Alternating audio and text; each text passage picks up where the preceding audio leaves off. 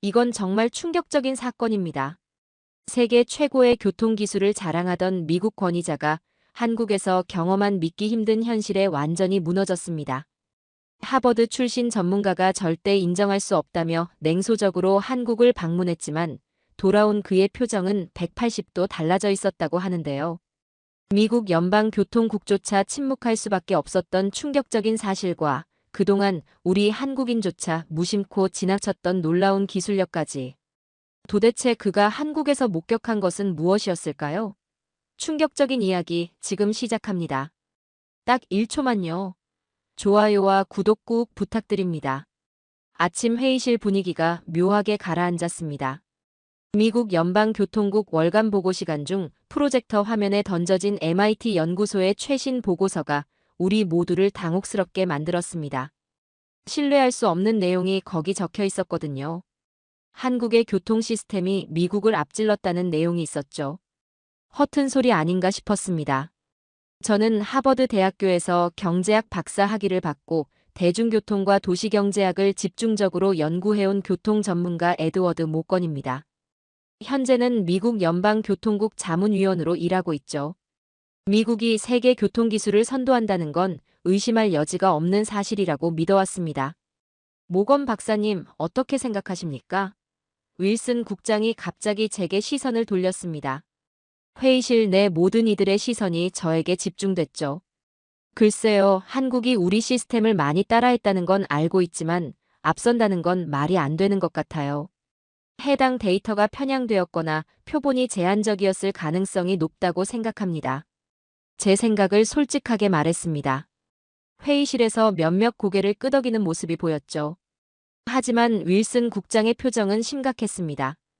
보고서에 따르면 무인 운전 지하철 안정성, 고속도로 자동결제 시스템 등 다양한 분야에서 한국이 우리보다 효율적인 시스템을 구축했다고 합니다. 특히 이동시간과 비용 대비 효율성 부분에서 상당한 차이가 난다는군요.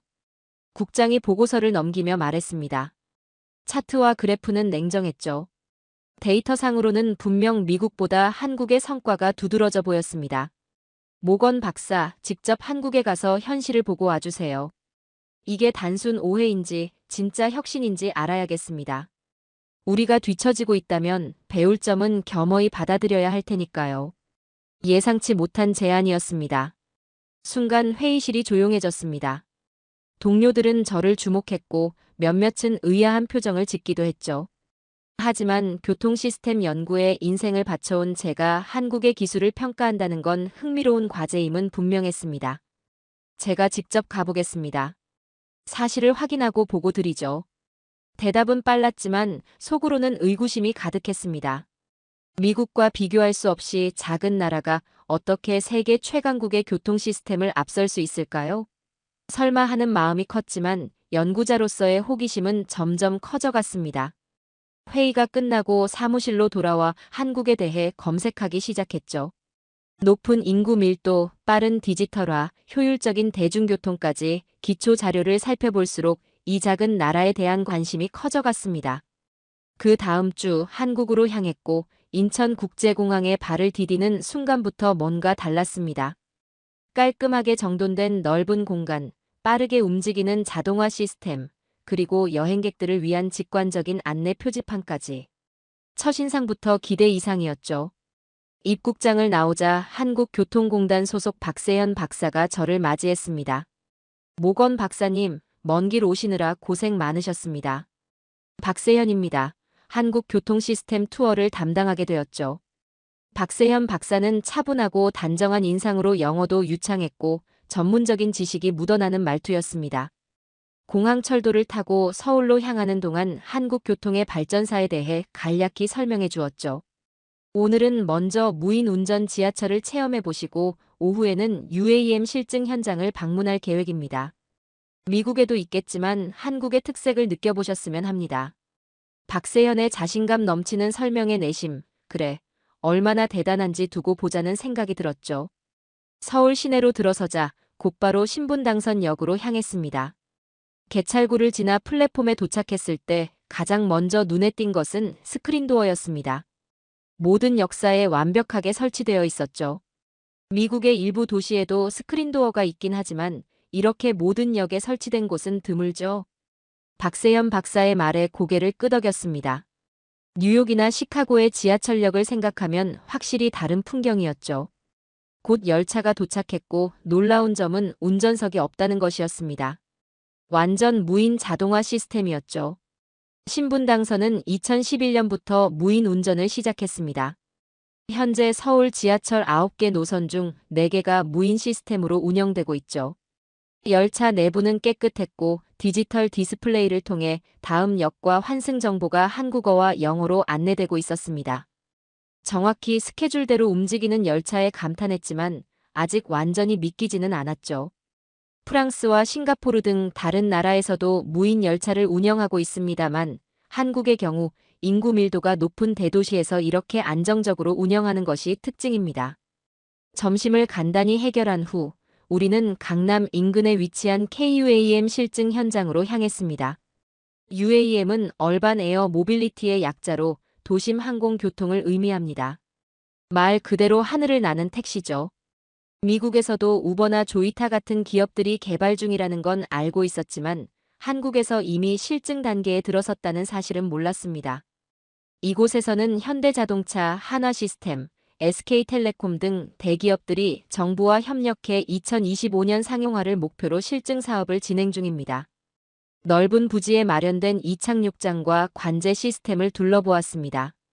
특히 인상적이었던 건 정부와 민간 기업이 함께 프로젝트를 진행하는 협력 모델이었습니다. 미국에선 기업들이 각자 개발하고 정부는 규제에 중점을 두는 경향이 있는데 여기선 정부가 적극적으로 참여하면서도 기업의 혁신을 장려하는 모습이었죠. 내년부터는 서울 도심과 인천공항을 잇는 노선을 시범 운행할 계획입니다. 지상교통으로는 1시간 넘게 걸리는 거리를 20분 이내로 줄일 수 있죠. 실제 기체가 시범 비행하는 모습을 보며 놀라움을 감추지 못했습니다. 물론 미국에서도 비슷한 연구가 진행 중이지만 이렇게 구체적인 계획과 함께 실증까지 진행 중인 건 분명 앞서 나가는 모습이었죠. 아직 첫날이었고 앞으로 더 많은 것을 확인해 봐야 했지만 제 고정관념이 조금씩 흔들리기 시작한 건 사실이었죠. 다음 날 아침 서울 강남 한복판에서 하루를 시작했습니다. 박세현 박사는 오늘은 보행자 중심의 도심 교통 혁신을 보여주겠다며 저를 분주한 출근길 횡단보도로 안내했죠. 횡단보도 앞에 서자 가장 먼저 눈에 들어온 것은 신호등이었습니다. 빨간불이 켜져 있었는데 숫자가 함께 표시되고 있었습니다. 초 단위로 정확하게 남은 시간을 알려주고 있었죠. 이것은 한국의 카운트다운 신호등입니다. 모든 신호등에 남은 시간을 표시해 보행자가 기다려야 할 시간을 정확히 알 수 있죠. 미국에도 일부 도시에서 보행신호 카운트다운은 있습니다만 차량 신호까지 이렇게 적용한 곳은 드물죠. 제 말에 박세현 박사는 고개를 끄덕였습니다. 한국은 보행자 안전을 최우선으로 생각합니다. 2010년대 초반부터 전국적으로 빠르게 보급됐죠. 특히 노인과 어린이들에게 큰 도움이 됩니다. 신호가 바뀌고 우리가 횡단보도를 건너기 시작할 때 또 다른 특이점을 발견했습니다. 바닥에도 LED로 신호등과 동일한 색상이 표시되고 있었습니다. 빨간색에서 초록색으로 바뀐 바닥 신호가 보행자의 발 아래를 비추고 있었죠. 이건 바닥 신호등입니다. 스마트폰을 보며 걷는 사람들, 우리는 이들을 스몬비라고 부르는데요. 이런 보행자를 위해 바닥에도 동일한 신호를 표시합니다. 재미있는 아이디어였죠. 실제로 그 순간 한 중년 남성이 스마트폰에 집중한 채 걷다가 바닥에 빨간 신호를 보고 급히 멈추는 모습이 보였습니다. 독일이나 네덜란드 같은 나라에서도 일부 도시가 시범 운영 중이라고 들었습니다만 여기는 이미 꽤 광범위하게 설치됐군요. 네, 서울시는 2020년부터 주요 횡단보도 500여 곳에 설치했습니다. 보행자 사고율이 이전보다 30%가량 감소했다는 통계도 있죠. 통계를 듣자 더욱 관심이 생겼습니다. 신호 카운트다운 시스템은 단순히 편리함을 넘어 실질적인 안전 효과까지 있다는 이야기였으니까요. 우리는 강남역 주변을 걸으며 다양한 보행자 중심 시설들을 더 살펴보았습니다. 모건 박사님, 이런 디테일한 혁신들을 어떻게 보시나요? 사실 처음에는 별것 아니라고 생각했습니다. 신호등에 숫자 표시하고 바닥에 불 켜는 것이 무슨 대단한 혁신인가 싶었죠. 하지만 실제로 보니 이런 작은 변화들이 시민의 일상에 큰 영향을 미치는 것 같네요.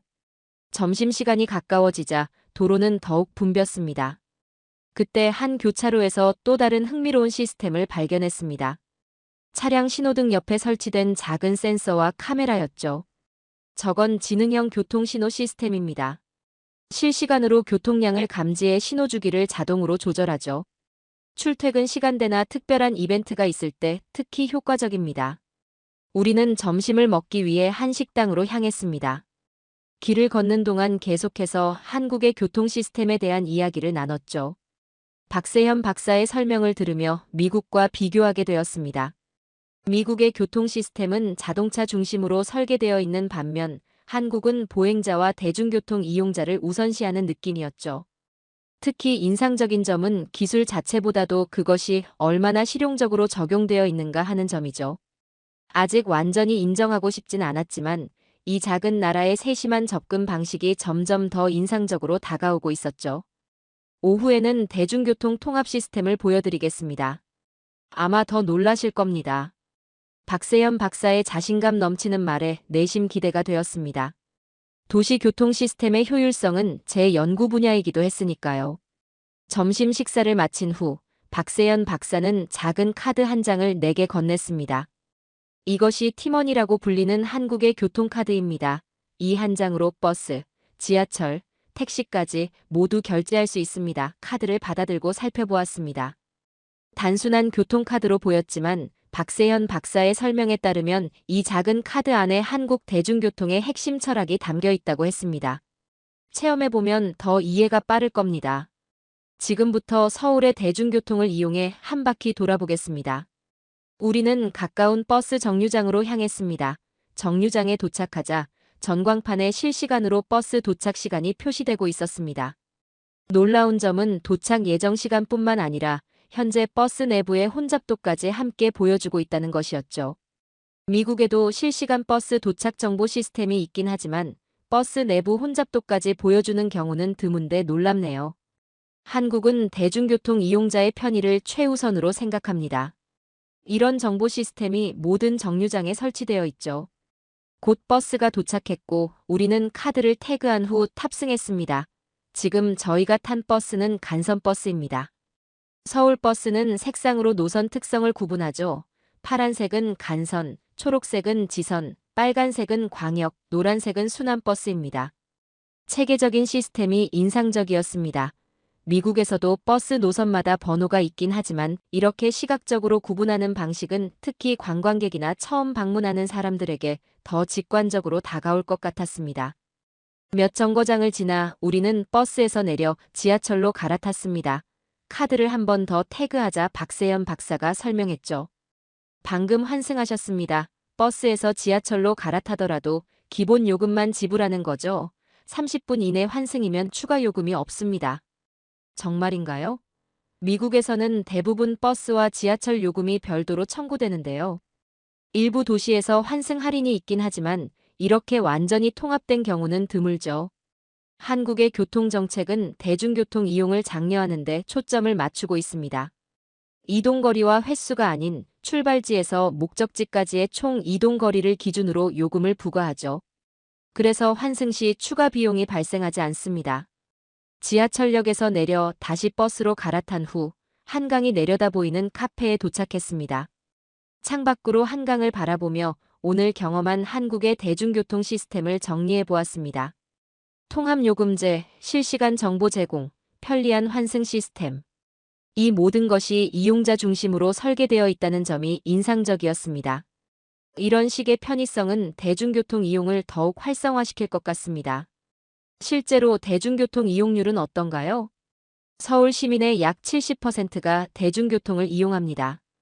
특히 출퇴근 시간대에는 그 비율이 더 높아지죠. 미국 대도시와 비교하면 놀라운 수치였습니다. 뉴욕이나 시카고 같은 대중교통이 발달한 도시에서도 이 정도 비율은 쉽게 볼 수 없었으니까요. 내일은 고속도로 시스템을 보여드리겠습니다. 한국의 하이패스와 지능형 교통 시스템을 직접 체험해 보시죠. 셋째 날, 우리는 서울에서 부산으로 향하는 여정을 시작했습니다. 오늘은 한국 고속도로 시스템이 어떻게 세계 최고 수준인지 직접 확인하실 겁니다. 차에 올라타자 박세현 박사는 내비게이션을 조작했습니다. 화면에 서울에서 부산까지의 경로가 표시되었고 예상 소요 시간과 함께 실시간 교통 상황이 컬러로 구분되어 나타났죠. 한국은 면적 대비 고속도로 길이가 세계 4위 수준입니다.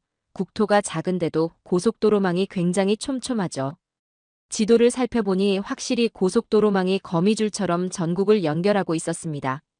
미국은 국토가 넓어 전체적인 고속도로 길이는 길지만 면적 대비 밀도로 따지면 한국이 훨씬 높다는 점이 인상적이었습니다. ITS, 즉 지능형 교통 시스템으로 전국 교통량을 실시간 분석해 막히는 구간을 우회하도록 안내합니다.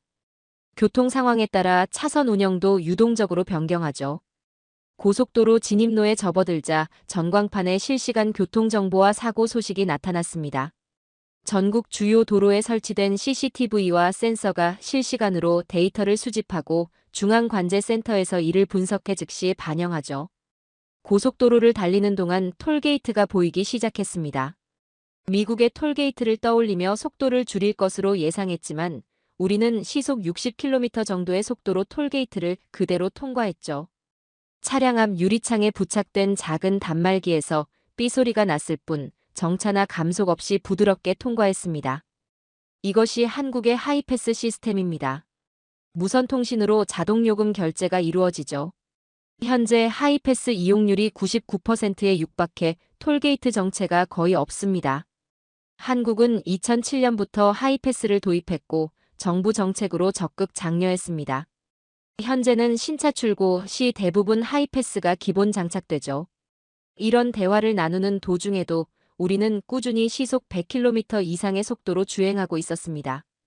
도로 상태가 매우 양호했고 갓길과 차선이 명확히 구분되어 있었습니다. 특히 눈에 띈 것은 갓길 관리의 철저함이었습니다. 갓길이 아주 깨끗하게 관리되고 있군요. 미국 고속도로에선 종종 쓰레기나 타이어 파편 등이 보이는데 말이죠. 한국 고속도로는 24시간 순찰 시스템을 운영하고 있습니다. 문제 발생 시 평균 5분 내로 현장에 도착할 수 있도록 거점별로 순찰차가 배치되어 있죠.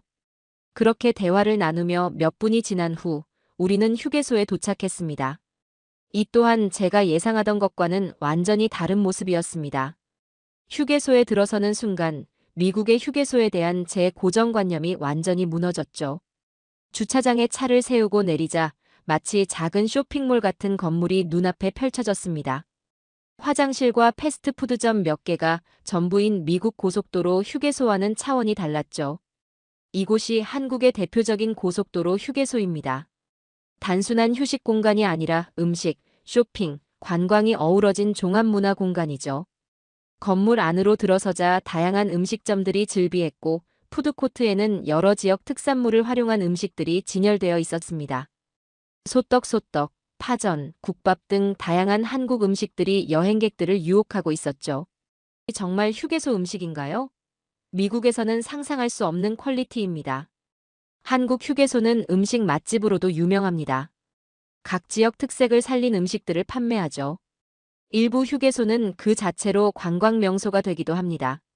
실제로 많은 가족 단위 여행객들이 음식을 즐기며 휴식을 취하고 있었습니다. 단순히 화장실을 이용하고 떠나는 것이 아니라 휴게소 자체가 여행의 한 부분으로 즐기는 문화가 인상적이었습니다. 음식 구역을 지나자 지역 특산물을 판매하는 코너가 나왔습니다. 여기는 각 지역 특산물 판매장입니다. 여행자들이 지역 특산품을 구매할 수 있도록 한 것이죠. 농가와 직거래로 신선한 제품을 저렴하게 구입할 수 있습니다. 특산물 코너를 지나 밖으로 나오자 또 다른 놀라운 시설이 눈에 들어왔습니다. 전기차 충전소였죠. 여러 대의 전기차가 충전 중이었고 충전 상태를 확인할 수 있는 디지털 패널이 각 충전기마다 설치되어 있었습니다. 모든 휴게소에 전기차 충전소가 설치되어 있다니 인프라 구축이 정말 빠르군요. 한국은 2025년까지 모든 휴게소에 급속 충전기를 설치하는 것을 목표로 하고 있습니다. 현재는 약 80% 정도가 완료된 상태죠. 또한 휴게소 한쪽에는 드라이브 스루 창구가 마련되어 있었습니다. 차에서 내리지 않고도 음식을 주문하고 받을 수 있는 시스템이었죠. 이것은 코로나19 이후 더욱 활성화된 서비스입니다. 특히 혼자 여행하는 사람들에게 인기가 많습니다. 휴게소를 둘러보면서 미국의 휴게소와 비교하지 않을 수 없었습니다. 미국 고속도로 휴게소는 대부분 패스트푸드점과 편의점이 전부인 경우가 많기 때문에 화장실을 이용하고 간단히 식사한 후 빨리 떠나는 장소로 인식되죠. 하지만 한국의 휴게소는 그 자체로 목적지가 될 만한 공간이었습니다. 이 정도면 장거리 운전을 즐거운 여행으로 만들 수 있을 것 같군요. 특히 아이들이 있는 가족들에게는 큰 도움이 될 것 같습니다. 맞습니다. 한국인들에게 고속도로 휴게소는 단순한 휴식 공간을 넘어 여행의 즐거움을 더해주는 장소입니다. 최근에는 전망대, 조격탕, 캠핑장 등 다양한 부대 시설을 갖춘 휴게소도 늘어나고 있죠. 다시 차에 올라타 부산을 향해 출발했습니다. 인정하기 싫었지만 한국의 고속도로 시스템과 휴게소 문화는 확실히 미국보다 앞서 있었습니다. 특히 이용자 중심의 세심한 서비스는 배울 점이 많았죠. 그렇게 부산까지의 일정을 마치고 다시 서울로 돌아오는 길이었습니다. 도시 외곽에서 시내로 들어오던 중 갑자기 뒤에서 사이렌 소리가 들려왔죠. 백미러로 확인해보니 구급차가 빠르게 다가오고 있었습니다. 그때 놀라운 광경이 펼쳐졌습니다. 우리 앞에 있던 모든 차량이 마치 약속이라도 한 듯 일제히 양옆으로 길을 비켜주었죠. 좌우로 갈라지는 자동차들 사이로 구급차가 빠르게 지나갔습니다. 그것도 단 몇 초 만에 말이죠. 방금 무슨 일이 일어난 건가요? 마치 모세의 기적처럼 차들이 갈라졌는데 믿기 어렵네요. 한국의 긴급 차량 우선 시스템입니다. 구급차나 소방차가 출동하면 주변 차량 운전자들에게 자동으로 알림이 전송되죠. 더 놀라운 건 그 다음이었습니다. 구급차가 교차로에 접근하자 빨간불이었음에도 신호등이 자동으로 녹색으로 바뀌었죠. 구급차는 정차 없이 교차로를 통과했습니다. 신호등까지 자동으로 바뀌나요? 네, 구급차나 소방차가 접근하면 해당 구간의 신호등이 자동으로 녹색으로 전환됩니다. 긴급 상황에서 골든타임을 확보하는 데 큰 도움이 되죠. 한국에서의 마지막 일정으로 우리는 서울 종로구에 위치한 소방서를 방문했습니다. 이곳에서 긴급 차량 우선 시스템에 대해 더 자세히 알아보기로 했습니다. 소방서 관계자가 우리를 맞이했습니다. 서울소방재난본부 김준호 팀장이었습니다. 미국에서 오신 교통 전문가시군요. 우리 시스템에 관심을 가져주셔서 감사합니다. 김준호 팀장은 서울시 긴급 차량 관제 시스템의 작동 원리를 상세히 설명해 주었습니다. 대형 모니터에는 실시간으로 서울 전역에서 출동 중인 구급차와 소방차의 위치가 표시되고 있었죠. 저희 긴급 차량 출동 평균 도착 시간은 4분대입니다. 출동 요청이 들어오면 가장 가까운 차량이 즉시 출동하고 교통 상황에 따라 최적의 경로를 실시간으로 안내받죠. 미국의 경우 대도시 평균 출동 시간이 7, 8분 정도인데 4분대라는 건 정말 인상적인 기록이네요. 기술적인 시스템도 중요하지만 더 중요한 건 시민들의 협조입니다. 한국 운전자들은 긴급 차량을 보면 즉시 길을 비켜주는 문화가 형성되어 있어요. 이는 법적 의무이기도 하지만 무엇보다 사회적 책임감으로 자리 잡았습니다. 소방서를 둘러보던 중 갑자기 출동벨이 울렸습니다. 소방관들이 신속하게 장비를 착용하고 차량에 탑승하는 모습을 지켜보았습니다. 모든 과정이 체계적이고 신속했죠. 마음에 드시면 저희와 함께 출동해 보시겠습니까? 물론 위험한 현장은 아니고 단순 안전점검 출동입니다. 김준호 팀장의 제안에 흔쾌히 수락한 후 소방차에 올라타자 내비게이션 화면에 최적 경로가 표시되었고 앞으로의 신호등 상태까지 미리 보여주고 있었죠. 출동 사이렌이 울리자 마법처럼 도로 위 차들이 양옆으로 갈라졌습니다. 신호등은 우리가 지나갈 때마다 자동으로 녹색으로 바뀌었고 내비게이션은 실시간으로 교통 상황을 업데이트했죠. 정말 놀랍군요. 이런 시스템이 실제 응급 상황에서는 생명을 구하는 결정적인 역할을 하겠습니다. 그렇습니다. 심정지 환자의 경우 4, 5분이 생사를 가르는 골든타임입니다. 이 시스템 덕분에 저희 생존율이 크게 향상되었죠. 소방서로 돌아온 후 김준호 팀장은 추가 자료를 보여주었습니다. 시스템 도입 전후의 출동 시간과 환자 생존율 비교 데이터였죠. 분명한 개선 효과가 눈에 띄었습니다. 기술도 놀랍지만 시민들이 자발적으로 길을 터주는 배려가 더 대단하네요. 미국에서도 응급 차량에 길을 양보하는 건 기본이지만 이렇게 체계적이고 모든 사람이 일사불란하게 움직이는 모습은 처음 보았기 때문이죠. 이건 단순한 시스템이 아니라 시민의식과 기술이 결합된 결과입니다. 한국인들의 공동체 의식과 질서 의식이 이 시스템을 더욱 효과적으로 만들었다고 생각합니다. 김준호 팀장의 말이 가슴에 와닿았습니다. 기술만으로는 이룰 수 없는 것들이 있죠. 시민들의 협조와 사회적 합의가 뒷받침되어야 진정한 혁신이 가능하다는 것을 깨달았습니다. 그렇게 모든 일정을 끝마치고 다음 날 다시 미국으로 돌아갔습니다. 평가 보고를 위해 미국 연방교통국 회의실을 다시 찾았죠. 일주일 전과 똑같은 장소지만 제 마음은 완전히 달라져 있었습니다. 윌슨 국장을 비롯한 교통국 관계자들과 동료 연구원들이 회의실을 가득 채우고 있었죠. 모건 박사, 한국 교통 시스템에 대한 평가 보고를 시작해 주시죠. 윌슨 국장의 말에 고개를 끄덕이며 발표를 시작했습니다. 지난주 한국 방문을 통해 저는 많은 것을 배우고 왔습니다. 솔직히 말씀드리자면 처음에는 상당히 회의적이었습니다. 보고서가 과장되었거나 한국의 특수한 상황만을 강조한 것이라 생각했죠. 하지만 이제는 인정합니다. 한국은 자율주행 지하철부터 고속도로, 하이패스, 휴게소 문화까지 모든 면에서 사람 중심 교통을 구현했죠. 특히 기술과 사회 시스템의 조화가 인상적이었습니다. 회의실의 분위기가 달라졌습니다.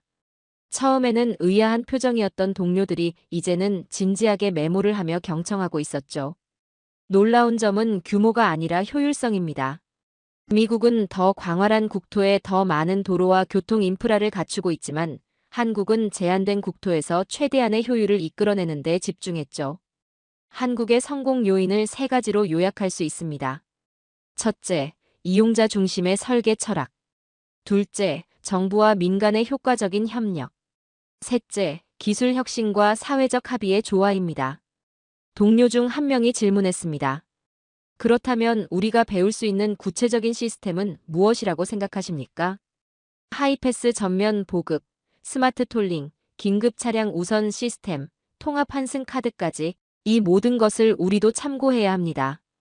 특히 하이패스 보급률을 높이고 스마트 톨링을 도입한다면 연간 수십억 달러의 사회적 비용을 절감할 수 있을 것입니다.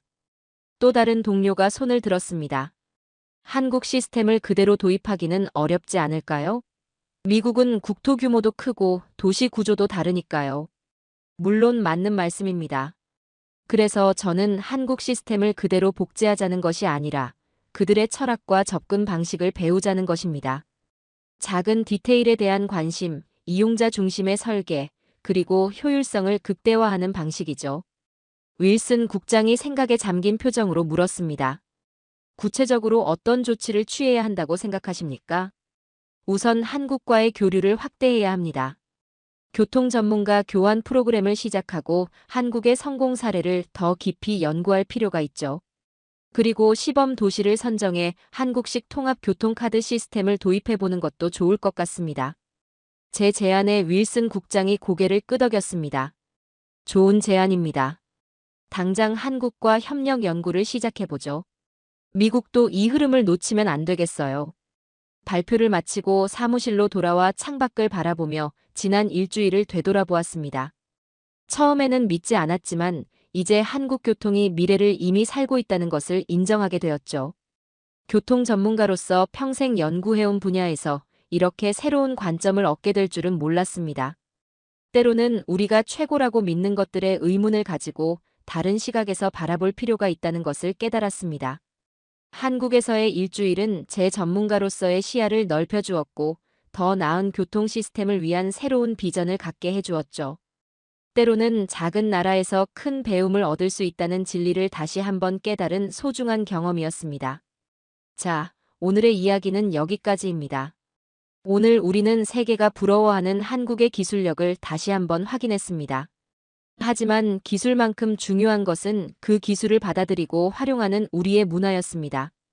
이는 우리에게 자부심과 함께 더 나은 미래를 향한 도전 정신을 일깨워줬으며 우리는 앞으로도 계속 발전하며 세계를 선도해 나갈 것입니다. 오늘도 끝까지 함께 해주셔서 감사합니다. 재미있게 보셨다면 구독과 좋아요로 응원해주세요. 다음에도 따뜻한 이야기로 찾아뵙겠습니다. 감사합니다.